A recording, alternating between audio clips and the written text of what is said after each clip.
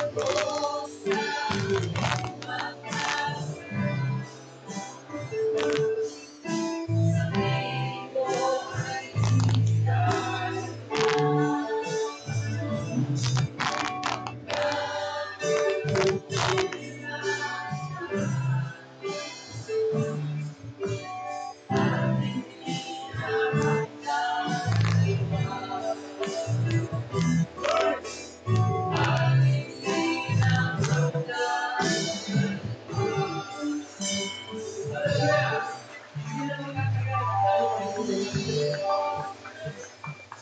ay manalangin mga kapatid. Dakilang Diyos na magpapala. Minsan pa ay tagapin mo ang mga papuri ng mga bawat isa sa amin. Dahil mo, Diyos, sa Panginoon. Papasalamat kami sa mga magandang panahon sa kalooban mo upang kami ay makapagpatuloy ng paghatid sa iyo ng lahat ng pagsumpa at pag-uusap. Salamat sa mga pagkakataon noon. Hindi mo pinagbulang ang bawat isa. Patuloy mong pinalakas. At higit sa lahat, patuloy mong pinatunayan sa amin kung sino kami sa panahon na ito at kung sino ka sa panahon na ito. Tanggapin mo muli ang aming pagsumpa sa Lord hanggang sa kami ay makapagtapos ang gawain ito na iniaalay namin at niyahin ito. Tanging sa pangalan mo kami.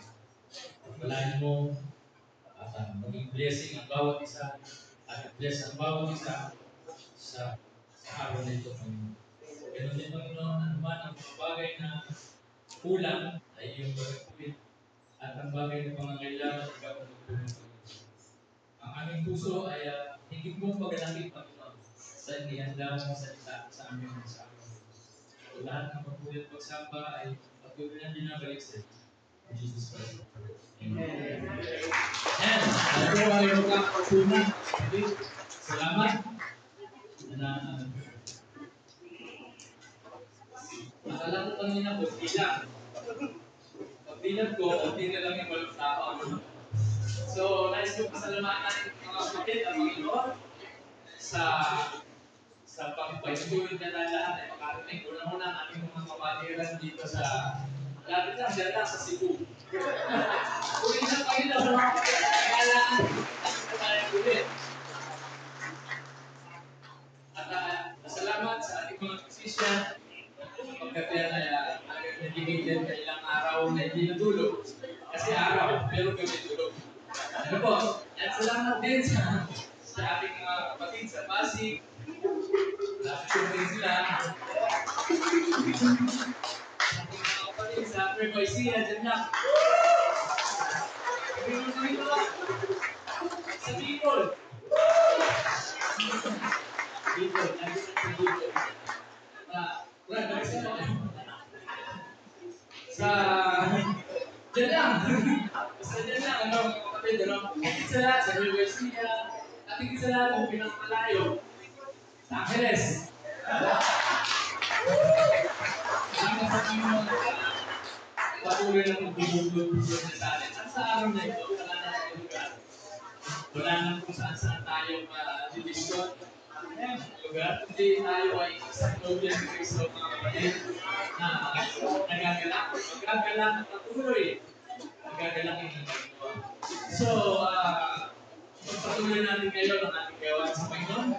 Pagkatas ng umupo, tayo ulit tayo upang tayo ay umawit sa Panginoon.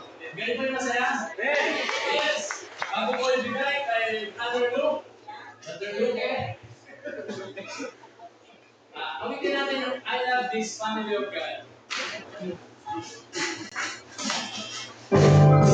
Yes! Tama tayo ay sikat. Gagawin tayo this family of God. So good, sweet and one.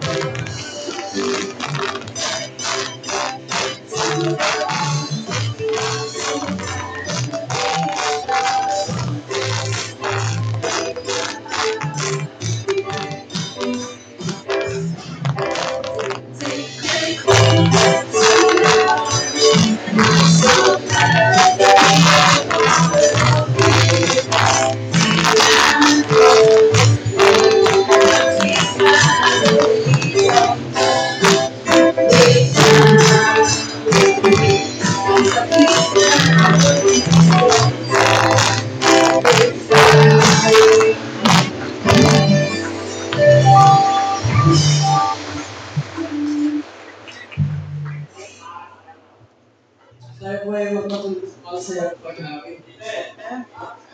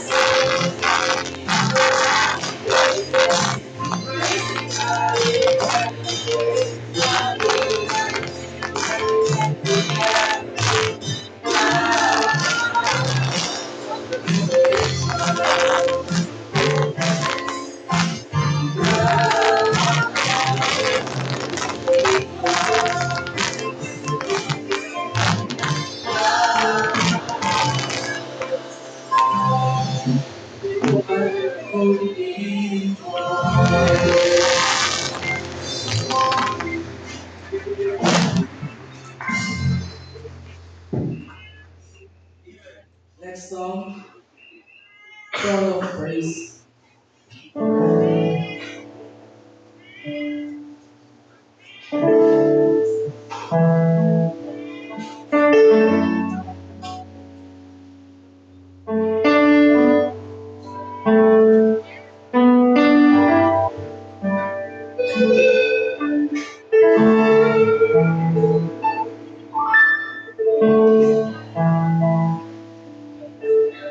Jesus, we lift you up,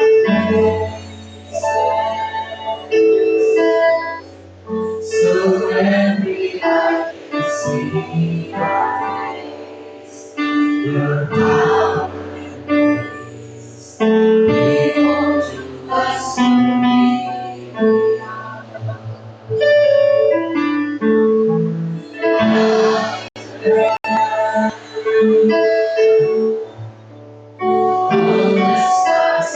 you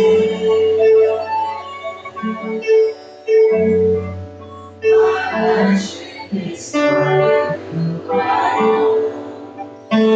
I give you this song of praise.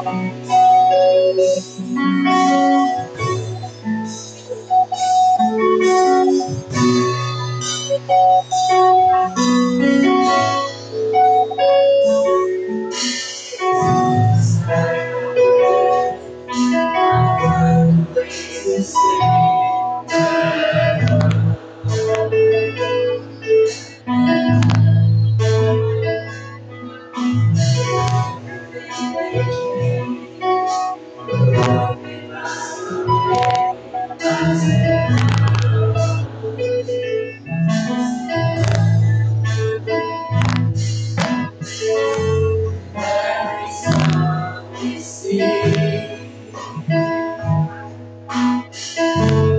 every prayer we pray, we lift you up, Lord.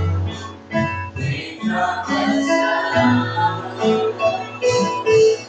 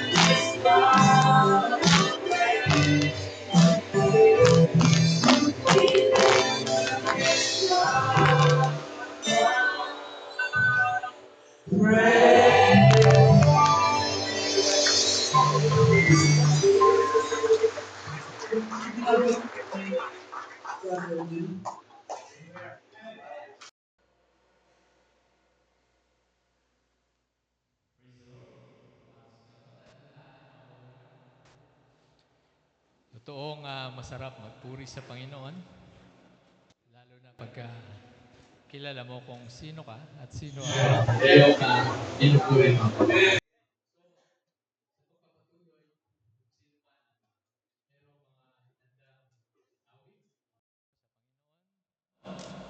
Kayo po ay malaya at bukas ang ating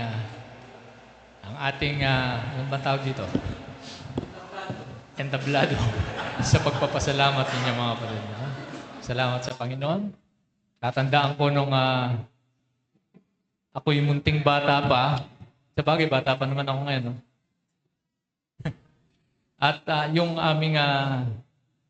ating church sa Angeles, mga kapatid, ay isang bakanting lote na mga tapunan ng kung ano-ano.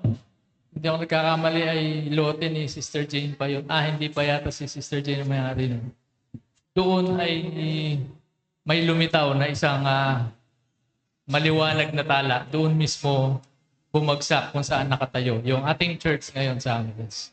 So, ang tagal na panahon na yon, hanggang dumating sa panahon na ito, doon pala magmumula at itatayo ng Panginoon ang isang iglesia na kung saan niya iahayag ang mga lihim niyang panukala. So salamat sa Panginoon, ngayon ay nagpapatuloy ang salita ng Panginoon na yan sa bawat isa sa atin.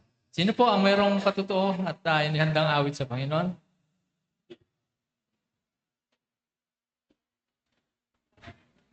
Kung wala na, ito pong ating mga kapatid sa Pasig.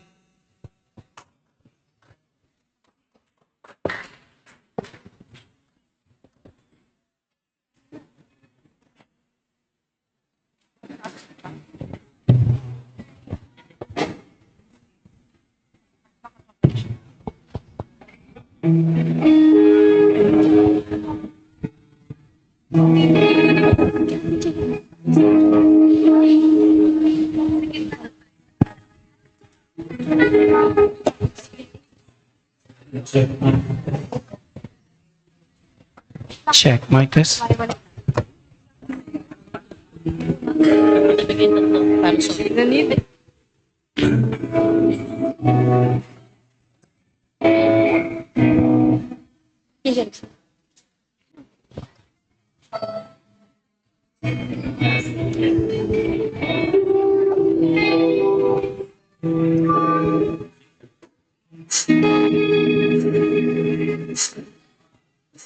Paling sa plan.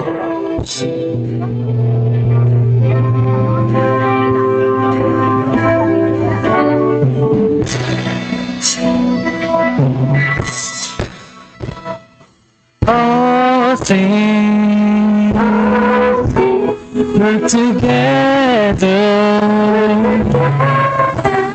for the good of those who love you.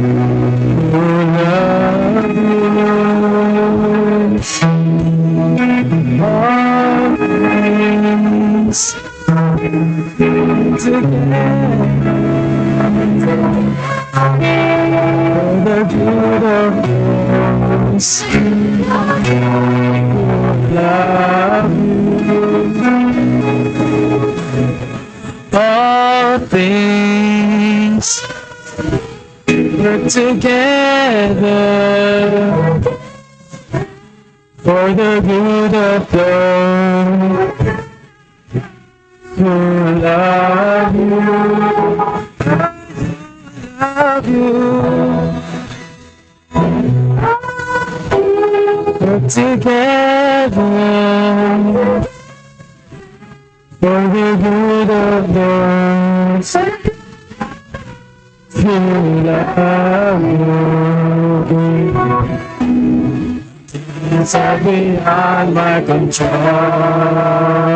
To you I live up my soul. When it's the one who understand in a perfect time.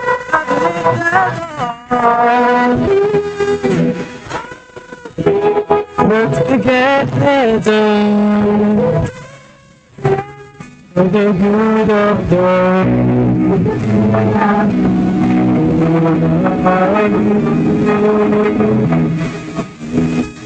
all things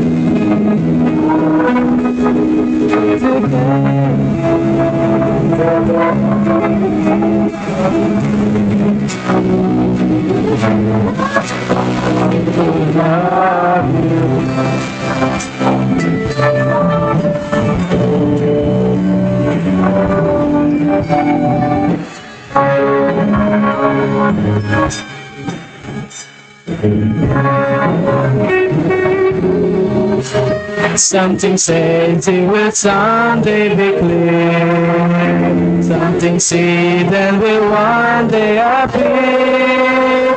And something so wrong will be made right as we walk in your perfect life.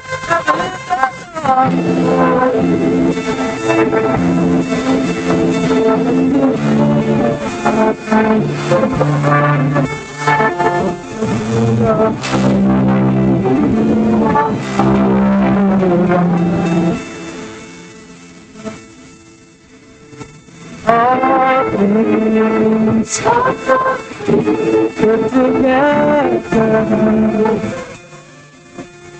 for the good of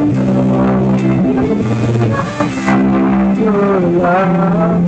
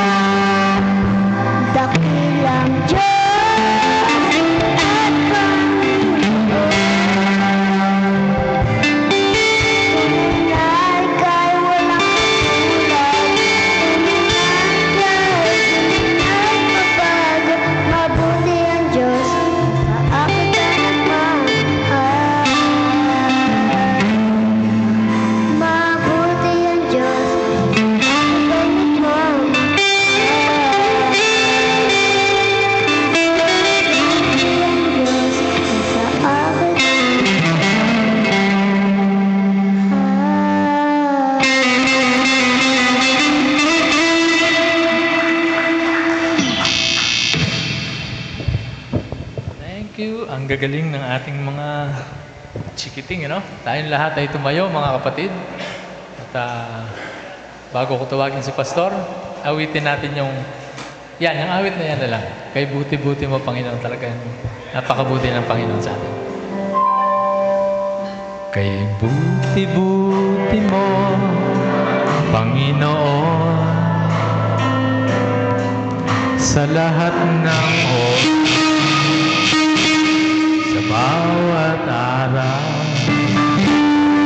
kay tapat kung magmahal ang iyong maawa. Pastor Pastor Henry, nupuri.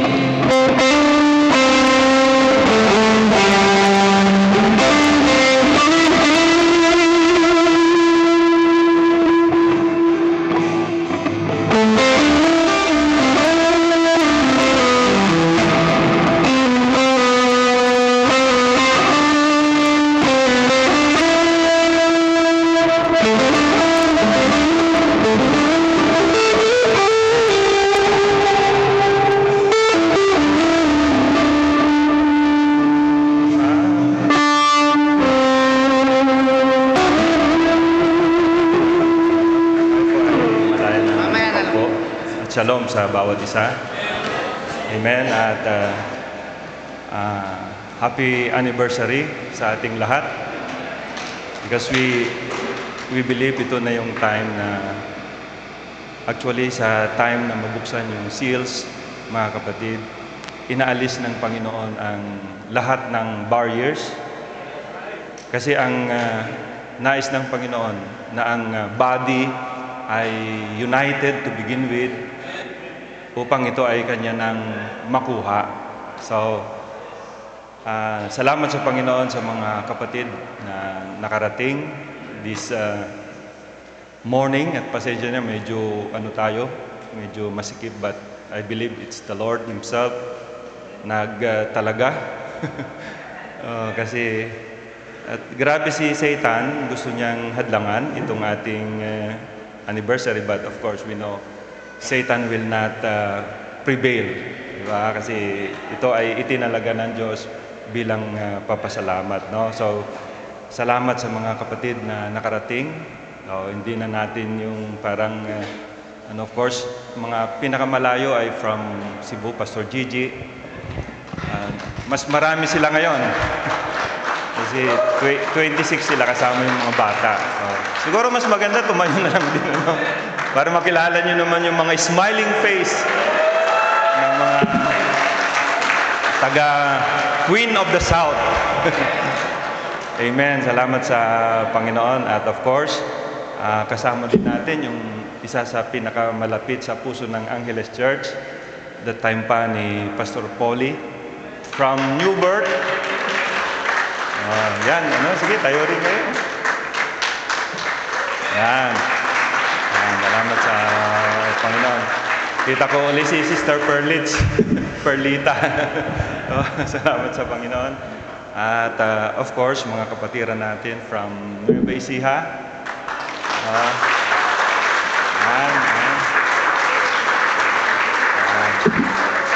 Salamat sa Panginoon. Yan, nandun sa dulo si Brother Larry.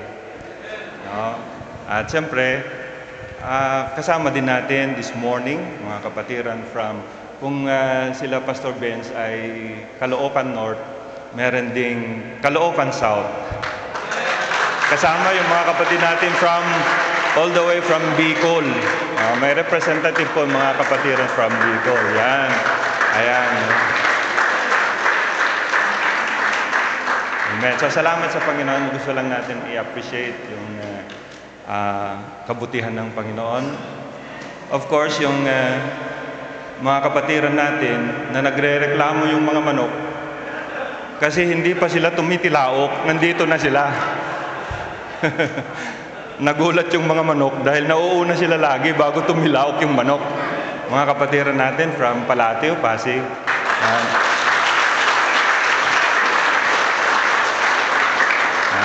So, salamat din sa Panginoon. Of course, yung mga kapatiran natin from Angeles. Nilalagyan lang natin yan ng mga pangalan, but actually, isa lang tayo sa ating Panginoon. Amen.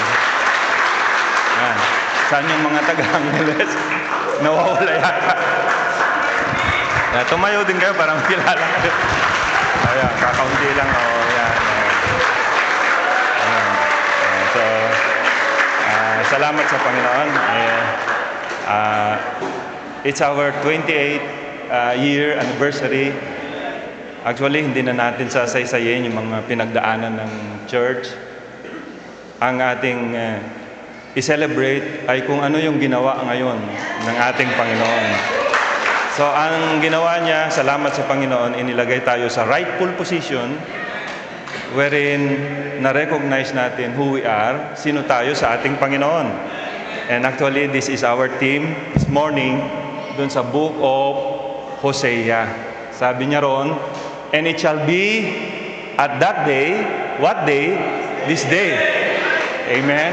Say the Lord that thou shalt call me Ishi. Ano yung Ishi? Husband.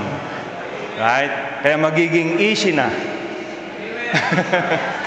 Tama? And shall call me no more Baali, Master. So, it's a relationship na kailangan natin ma-recognize. Kasi matagal po tayo na under sa tinatawag na curse condition, na yung woman part or feminine part ay laging nandun sa ilalim. And that was the curse, mga kapatid, na ibinigay ng Panginoon kay Eve when she fell. And the purpose of this revelation, the opening of the seal, sabi ng prophet, is to bring back Eve to its rightful position. Amen. And then, sabi ng prophet, when the church only knew her position, and what is that position? Hindi po taga-hugas, hindi po taga-linis dun sa church, kundi ang rightful position ay bride of the Lord Jesus Christ. Kaya, hindi nyo na ako tatawaging Panginoon Master. Kasi pag Master, may takot yan eh. Diba? Pero ngayon ay husband. Merong relationship. Merong intimate relationship. Kaya sabi ng prophet, in the beginning, that husband and wife, that male and female to begin with, was co-equal. Kaya si Eve, nahulog siya sa position na yun eh. Tama mga batid, yun lang na term na hulog. Wala naman nahulog siguro na galing sa baba, umakyat. Diba? Ang hulog, galing sa taas, bumaba siya. Pero binabalik siya ngayon ng ating Panginoon. So salamat sa ating Panginoon, mga kapatid. Binigyan tayo ng clear understanding. Makaalis tayo dun sa idea, sa denominational thinking.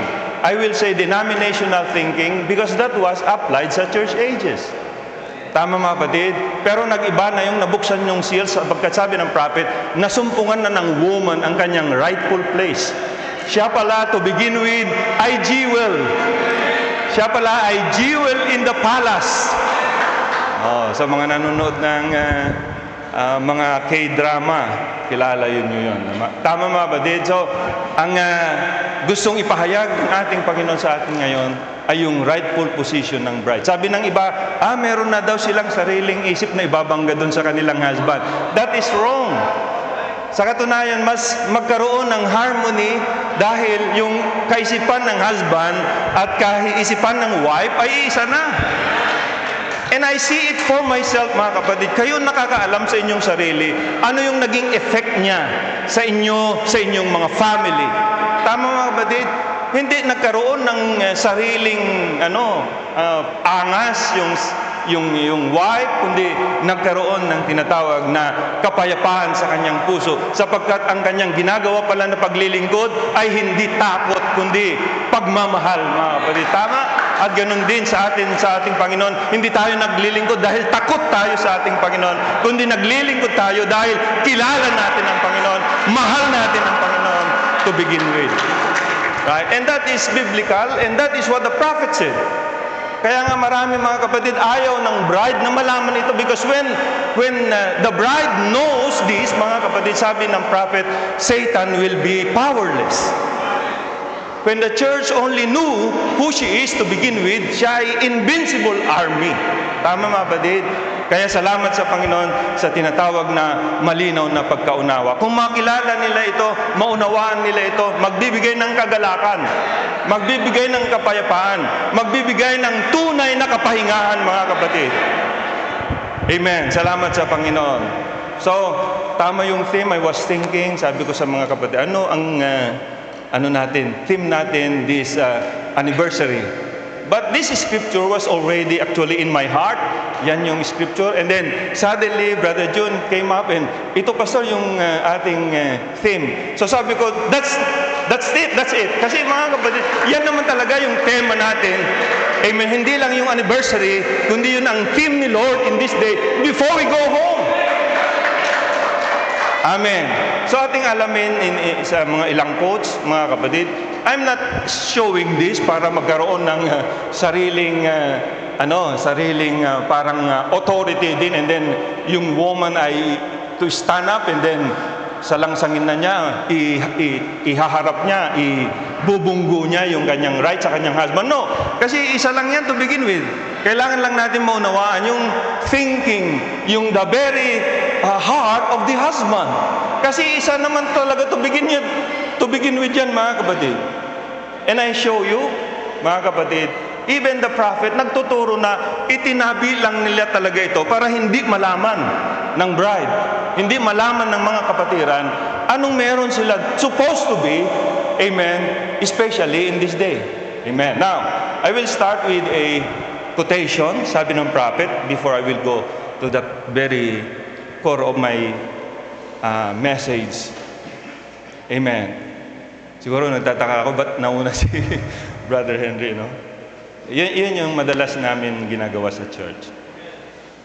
Hindi po ako yung copying. Kasi kadalasan yung copying, yung nandun sa dulo. Walang copying because we just share what is in our hearts. Wala nang copying. Merong kape. Now, tinanong si Brother Branham, and be watchful, mga kapatid, ito yung tinatago ng karamihan. Brother Branham, the Bible tells us that a wife should obey her husband. I am a Christian and my husband is a sinner, meaning hindi believer. Right? He persecutes me in every way that he can. And for me not to go to church and read my Bible and denies the word, what should I do? So papasok dito yung teaching na obey your husband right and wrong. Tama, mga kapatid? Kasi yan yung ipinangangaral eh. And they type the pastor as the husband. And you have to obey your pastor right or wrong. Makikita natin dito, mga kapatid, yung kasagutan. Right? Amen. So sabi ng nagtanong kay Brother Branham, what should I do? And that is also the same question we should ask within ourselves. What should I do? Now listen, you're supposed to obey your husband. Because why? That's the word. Now if he tells you and refuses you to read the Bible, go to church or something like that, you don't have to obey that.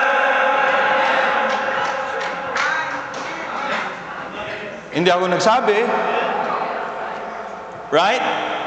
Because he that won't forsake his father, mother, husband, wife, or whatever it is, and follow me, is not worthy of mine. That's hard reality. Tama, mga kapatid? Amen. Now he said, the men are supposed, a man's not supposed to use that authority over a woman just because he's her ruler. Same applies with the ministry. Sabi ng prophet, I believe in the leadership. But the leadership, mga kapatid, is by the Word. The leadership is by the Holy Ghost through the Word. So kung hindi yan according to the Word, sabi ng prophet, sa natural, why should I obey? Maraming magagalit sa atin dito. But that's the Word. Kaya mapalad kayo kung ang mga nagpapahayag ng salita sa inyo, hindi kinompromise yung Word of God. Tama mga kapatid. Amen.